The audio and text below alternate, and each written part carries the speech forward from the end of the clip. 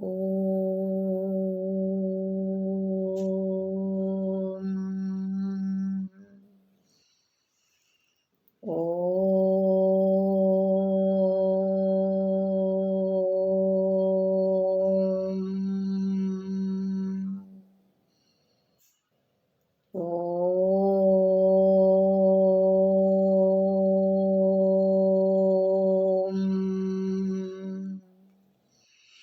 गुरुर्ब्रह्मा गुरुर्विष्णु गुरुर्देवो महेश्वरः गुरुः साक्षात् परब्रह्म तस्मै श्री गुरवे नमः।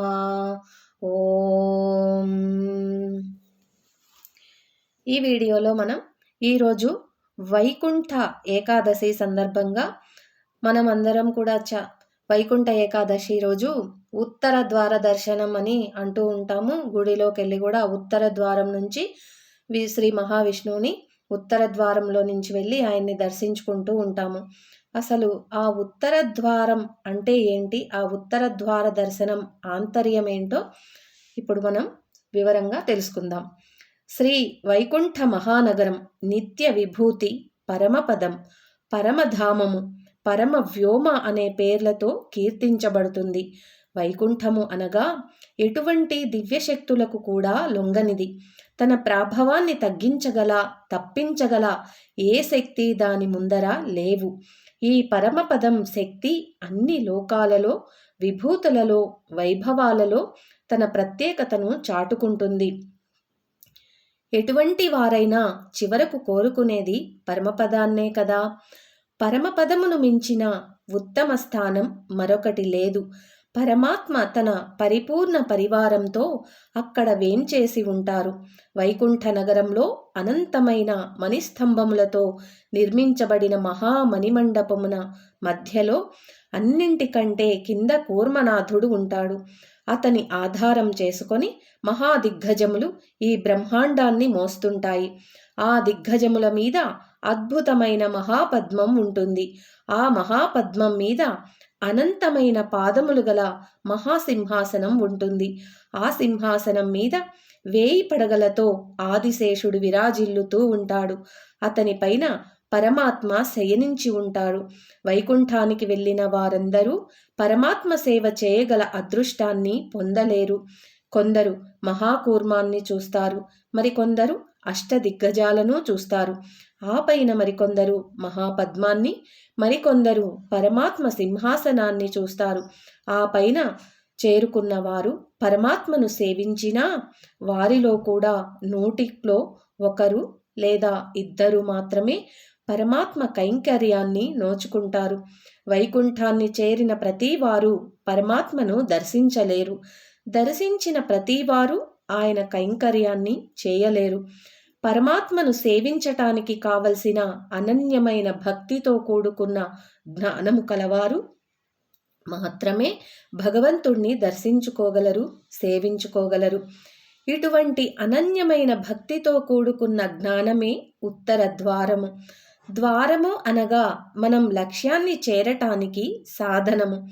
మన లక్ష్యం భగవంతుడు ఉన్న లోకానికి వెళ్ళటమా, చూడటమా, భగవంతుణ్ణి స్తోత్రం చేయటమా, భగవంతునికి సేవలు చేయటమా? భగవంతుడు ఉన్న లోకానికి వెళ్ళటం దక్షిణ ద్వారం, భగవంతుణ్ణి చూడటం తూర్పు ద్వారం, భగవంతుణ్ణి కీర్తించటం పశ్చిమ ద్వారం, భగవంతుణ్ణి సేవించటం అనగా కైంకర్యం చేయటం ఉత్తర ద్వారం.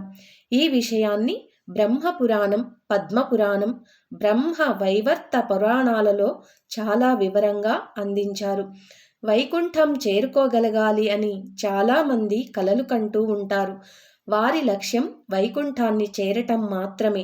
మరికొందరు వైకుంఠం వెళ్ళాలి, పరమాత్మను సేవించాలి అని కోరుకుంటారు. వీరి లక్ష్యం పరమాత్మ దర్శనం. వైకుంఠంలో స్వామి ముందర నిలబడి ఆయనను స్తుతించాలి అని మరికొందరు కోరతారు. వారి లక్ష్యం పరమాత్మ స్తుతి మాత్రమే. ఇలాంటి వారు కాక తాము అన్ని కైంకర్యాలు పరమాత్మకే చేయాలి, అది కూడా పరమాత్మ చెప్పి చేయించుకోవాలి అని కోరుకునేవారు 1000 కోట్లలో 1 మాత్రమే ఉంటారు. అటువంటి వారి గురించే ఆండాళ్ళమ్మ అంటే గోదాదేవి తిరుప్పావైలో ఉనుక్కేనాం ఆట్చైనోం అని పలికింది. అనగా నీకే మేము అంతరంగ కైంకర్యములు చేయాలి అని. అలాగే ముత్తనన్ కామంగల్ మాతు అని పలికింది. అనగా ఇంతకంటే వేరే కోరికలు మాకు వద్దు అని ఆండాళ్ళమ్మ కోరింది. ఆండాళ్ళమ్మ వైకుంఠాన్ని కోరలేదు, స్వామి దర్శనాన్ని కోరలేదు, స్వామి స్తుతిని కోరలేదు, స్వామి కైంకర్యాన్ని కోరింది. నీవేమీ వద్దయ్యా, నీ కైంకర్యం చాలు అనగలగాలి. అందుకే పరమాత్మ వైకుంఠం ఇస్తానంటే హనుమంతుడు తనకు వైకుంఠం వద్దు, నీ సేవ కావాలని కోరుకున్నాడు. భగవంతుని లోకంలో ఉండటం, భగవంతుని దగ్గర ఉండటం, భగవంతుణ్ణి చూడటం, భగవంతుణ్ణి స్తుతించటం ఇవేమీ కోరవలసినవి కావు. పరమాక ఏకాంత సేవ చేయాలి అని గాఢంగా తపించగలగటమే ఉత్తర ద్వారం. మరి తూర్పు ద్వారం, పశ్చిమ ద్వారం, దక్షిణ ద్వారం వాటిలోనూ భక్తి ఉండి అంతో ఇంతో జ్ఞానం ఉంది. వైకుంఠం చేరితే చాలని, స్వామిని చూస్తే చాలని, స్వామిని స్తుతిస్తే చాలని అనుకుంటారు. ఇవన్నీ శాశ్వతం కాదు. వైకుంఠ లోకం వెళితే ఎప్పుడూ అక్కడే ఉండాలని నియమం లేదు. స్వామిని చూస్తే చాలు అనుకుంటే ఒకసారి చూస్తే సరిపోతుంది. స్వామిని స్తుతిస్తే చాలు అనుకుంటే ఒకసారి మనసారా స్తోత్రం చేస్తే సరిపోతుంది.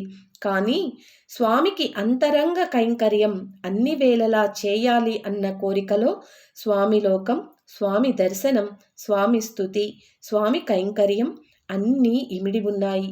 వైకుంఠం చేరటం, స్వామి దర్శనం, స్వామి స్తుతి ఏ ఒక్కసారికి ఇచ్చినా సరిపోతుంది. కానీ అంతరంగ కైంకర్యం అన్ని వేళలా ఉండేది. కానీ అంతరంగ కైంకర్యం అంటే స్వామి నిద్రపోతుంటే పాద సంవాహనం చేయటం, స్వామికి చలివేస్తే దుప్పటి కప్పటం, స్వామి కూర్చుంటానంటే సింహాసనం ఏర్పాటు చేయటం అని అనుకుంటే అది పొరపాటే అవుతుంది. స్వామికి చలివేస్తే దుప్పటి కప్పటం కాక తానే దుప్పటై ఆయనని అతుక్కొని ఉండటం సేవ. దుప్పటి కప్పిన వారు కప్పి వెళ్ళిపోతారు, కానీ కప్పుకున్న దుప్పటి ఎప్పుడూ ఒంటి మీదనే ఉంటుంది. చందనం పూసిన వారు వెళ్ళిపోతారు, కానీ చందనం ఒంటికే ఉంటుంది. పరుపు ఇచ్చిన వారు వెళ్ళిపోతారు, కానీ పరుపు స్వామికి సయ్యగా ఉండిపోతుంది. అలాగే పాదుకలు ఇచ్చిన వారు వెళ్ళిపోతారు, కానీ పాదుకలు పాదాలను అంటిపెట్టుకొని ఉంటాయి. మరి పాదుకలను సమకూర్చాలనా లేక పాదుకలు కావాలని కోరుకుంటామా? చందనం పూయాలనా లేక చందనం మనమే అవ్వాలని కోరుకుంటామా? ఏ పేరో, ఏ సేవో, ఏ సంబంధమో అవసరం లేదు. ఎప్పుడూ నీతోనే ఉండాలి. నీకు అవసరమైన ప్రతి కైంకర్యం నేనే కావాలి అని కోరుకోవాలి.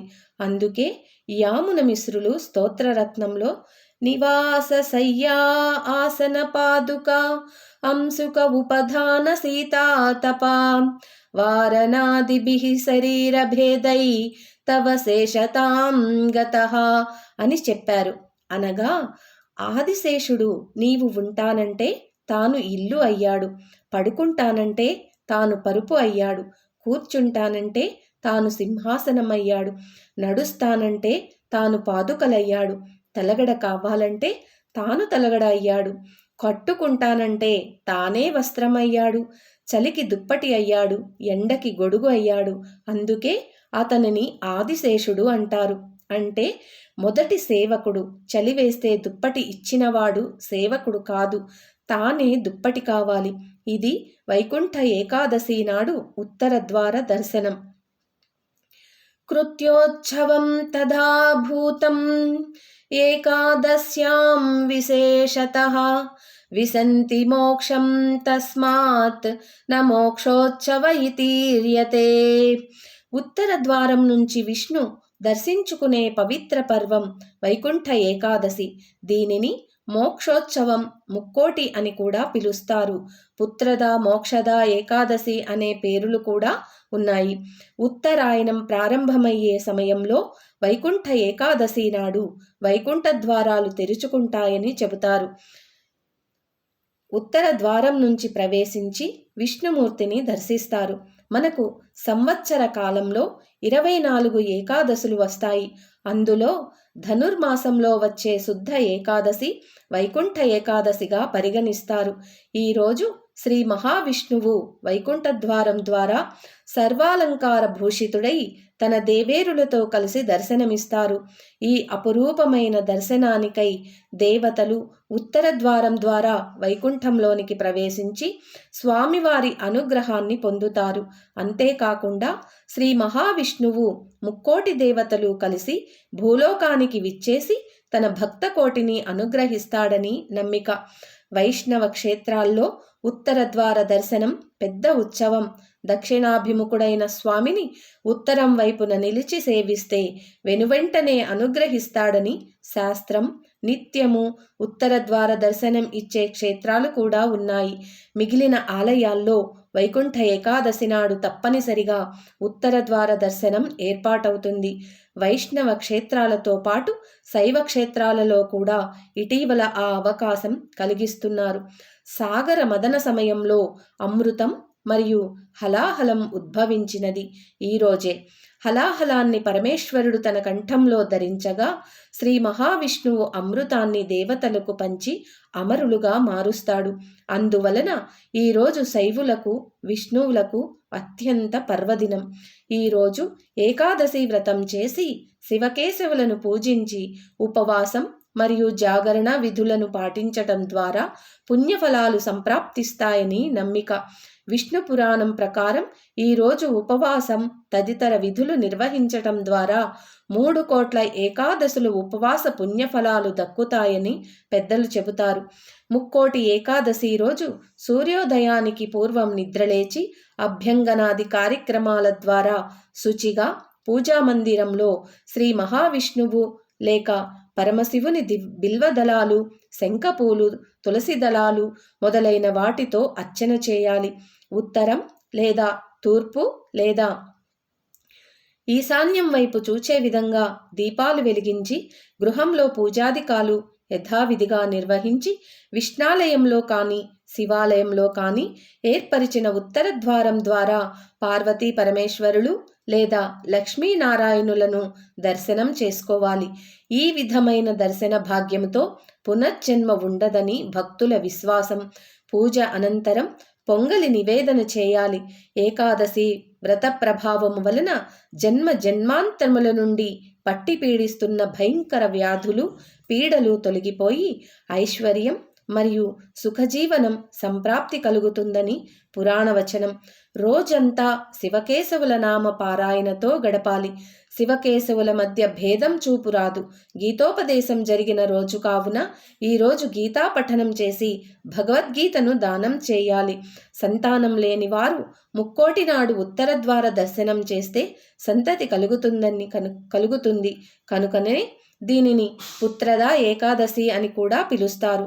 ఎంతో ముక్తిపరమైన ముక్కోటి ఏకాదశి మనమంతా భక్తి శ్రద్ధలతో నిర్వహించి యథాశక్తి దాన ధర్మాలు చేసి ఇహపర సుఖములను పొందుతాం.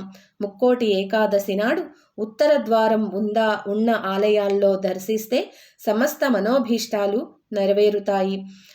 వైకుంఠ ఏకాదశి అనేది ఒక పండుగ కాదు, ఒక ఆత్మ పరిశీలన. ఈరోజు శ్రీ మహావిష్ణువు వైకుంఠ ద్వారం తెరుస్తాడని మన విశ్వాసం. కానీ ఆ ద్వారం కేవలం ఆలయంలోనే కాదు, మన జీవితం ముందుకు సాగాలంటే మన ఆలోచనల్లోనే ముందుగా తెరుచుకోవాలి. అహంకారం తగ్గితే దారి స్పష్టమవుతుంది. ఆశలకు హద్దులు పెడితే శాంతి నిలుస్తుంది. ఈరోజు మనకు నేర్పేది ఉపవాసం కాదు, వదిలేయటం. అవసరం లేని కోరికలను, అనవసరమైన పోటీలను, ఇప్పుడే కావాలి అన్న ఆతృతను. జీవితంలో ఒక నిజం ఉంది. వైకుంఠానికి ఒకరోజు నియమం చాలు, కానీ ఆర్థిక భద్రతకు రోజు తీసుకునే చిన్న నిర్ణయాలే ఆధారం. ఖర్చు చేసే ముందు ఆలోచన, పెట్టుబడిలో ఓర్పు, ప్రమాదానికి ముందు రక్షణ, ఇవన్నీ కలిస్తేనే మన జీవితంలో ఒక నిజమైన ద్వారం తెరుచుకుంటుంది. దైవం దారిని చూపిస్తాడు, కానీ ఆ దారిలో నడవాలా లేదా పాత అలవాట్ల దగ్గరే నిలవాలా అనేది మన చేతుల్లోనే ఉంటుంది. ఈ వైకుంఠ ఏకాదశి నాడు పూజతో పాటు మన జీవన విధానాన్ని కూడా ఒక్కసారి మౌనంగా పరిశీలించుకుంటే మంచిది. అదే నిజమైన వైకుంఠ ఏకాదశి. ఓం జై శ్రీమన్నారాయణ. ఓం నమ శివాయ. ఓం శ్రీకృష్ణార్పణమస్తు. చూశారు కదండి, ఉత్తర ద్వార దర్శనం అసలు ఎందుకు చేసుకోవాలి, అసలు ఉత్తర ద్వార దర్శనం అనేది అసలు ఎక్కడి నుంచి మొదలైంది అన్నది, ఆ ఉత్తర ద్వారానికి మనలో ఉన్న ద్వారం అంటే మనలో ఉన్న తలుపులు, మనసు తలుపుల్ని ఎలా తెరిచి మనలో ఉన్న చెడు గుణాలను వదిలివేసి మంచి గుణాలు, మంచి అలవాట్లతో మన జీవితం ఎలా నడుచుకోవాలో ఉత్తర ద్వారం గురించి తెలుసుకున్నాము. రేపటి వీడియోలో ఇంకొక మంచి విషయం గురించి తెలుసుకుందాం. ఓం తత్సత్. సర్వం శ్రీకృష్ణార్పణమస్తు.